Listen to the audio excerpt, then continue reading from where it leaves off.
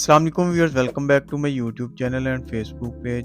کرینوی gentle and سوتھنگ فیمینینی hygiene wash خواتین میں جن علامات میں استعمال کیا جاتا ہے وہ یہ ہے: خواتین میں لکوریا کی پرابلم میں، خواتین کے پرائیویٹ پارٹ میں جراثیم کی وجہ سے ہونے والی سوجن میں، اسی طرح خواتین کے پرائیویٹ پارٹ میں انفیکشن کی وجہ سے ہونے والی شدید خارش میں۔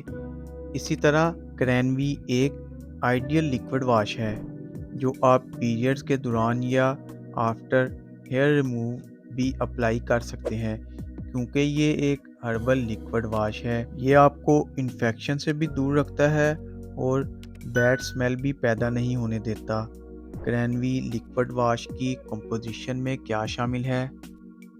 کرینوی لیکوڈ واش کیسے اپلائی کرنا ہے، یہ سب کچھ آج کی ویڈیو میں شامل ہے۔ کرینوی لیکوڈ واش کی کمپوزیشن میں شامل ہے: cranberry, aloe vera, lactic acid and vitamin B12، جو کہ وی زون میں موجود جراثیم کو ختم کرتا ہے اور وی زون کے pH لیول کو نارمل کرتا ہے اور خارش کو کم کرتا ہے۔ اسی طرح گلیسرین اور ایلو ویرا ایکسٹریکٹ جو وی زون کی سوجن کو کم کرتا ہے، سکن کو سموتھ بناتا ہے اور بیڈ سمیل بھی پیدا نہیں ہونے دیتا۔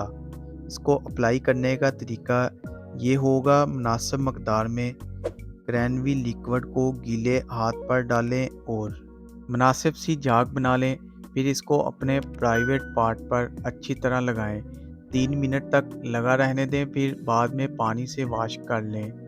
جن فیمیلز کو لکوریا کا ایشو ہے تو وہ دن میں 3 بار استعمال کریں اور پیریڈز کے پیڈ چینج سے پہلے استعمال کریں، اور نارمل ڈیز میں صرف رات کے وقت استعمال کریں، اور شادی شدہ خواتین ہم بستری سے پہلے اور بعد میں یوز کریں۔